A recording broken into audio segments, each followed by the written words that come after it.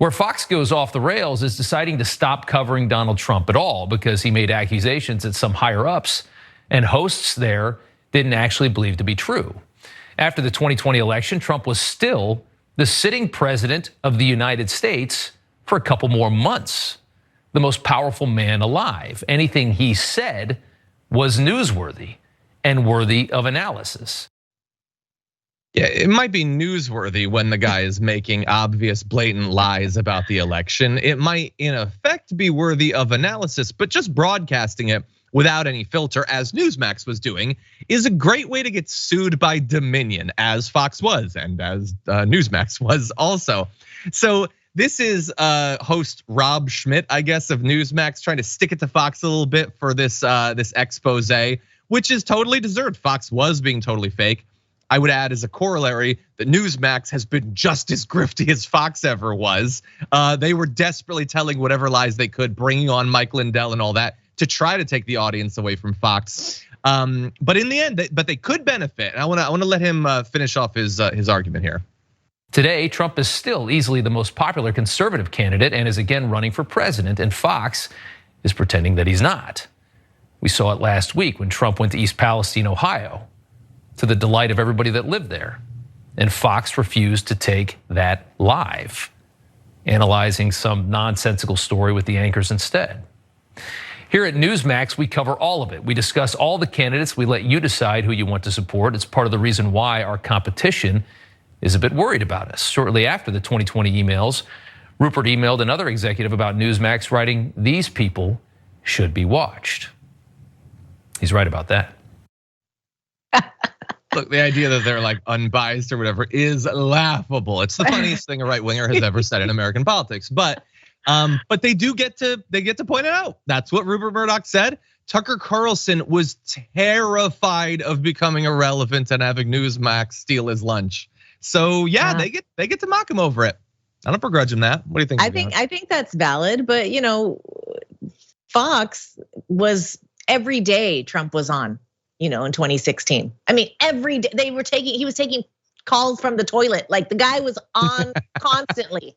So this is really not that much different. I mean, they've already shown how they operate as a company. Now, is Newsmax right to point that out? Sure, but of course it's the pot calling the kettle black. It's interesting to see where media has gone over the years, and it's interesting to see where politics is going. And we really are going to have to take the money out of it. And we're really gonna have to break up this monopoly of journalism, because this is gonna continue to happen, And there's no doubt of Trump's popularity still amongst the people in this country. He is a popular figure. So whoever wants to prop him up, that's not working obviously anymore as it did before. So they're picking a new candidate because he's problematic in a lot of ways, and it's not his opinions. Trump is problematic because Trump has no loyalty to anybody. Not even lobbyists, he'll go whatever the wind blows him. So that's problematic for people to want you to walk their line. So I think that's why we're seeing that Trump is not getting the support he did years ago, because he doesn't play by those rules. It's why the people liked him, playing by the rules or whatever. But he's kind of a wild card in that sense. And DeSantis is a little bit more, of an SS guard. Republicans are busy celebrating all over the interwebs that DirecTV has surrendered and allowed Newsmax back on. But the reason that they let them back on might not be exactly how Republicans are spinning it. So DirecTV has said that the new agreement would mean Newsmax would continue to be offered for no additional cost to customers, which suggests that the reason they were able to make an agreement is that Newsmax probably dropped its carriage fee request. So basically, Newsmax had already been available on DirecTV. They went to DirecTV and said, "We want you to pay us more." Apparently, DirecTV said to them, "You're not popular enough. So if you're demanding money, we're just gonna drop you." That was spun by the right wing as censorship of the right wing, when it was just them saying you're not popular enough to merit the money.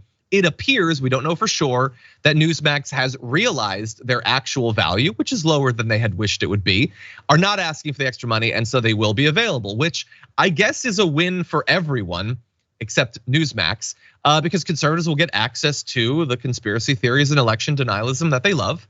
And DirecTV gets to have the channel and gets a little bit of good reaction from Newsmax, who is saying that this shows that DirecTV clearly supports diverse voices, including conservative ones, the only diverse voices that anyone affiliated with Newsmax actually cares about. As a standalone company, DirecTV helped give Newsmax its start nearly a decade ago, as it continues to do with upcoming news networks. So that's all fine, and they're being very diplomatic about it. And in particular, if they did surrender on those provisions, I know why they would be. But people like Nick Adams, the alpha male, are saying boycotts work. Newsmax is back on DirecTV. I guess they boycotted. Did they actually boycott? Did the alpha male boycott? And then you have like Marjorie Greene saying, great news, now put OAN back on. And I don't think that this is an instance of DirecTV like bowing to the pressure or whatever. But if it is, this is a reminder that bowing to the pressure doesn't get you anything. It got you 9 characters in a tweet from Greene before she just started going back to demanding that you do more. But anyway, it is back. Jessica, what do you make of this little development?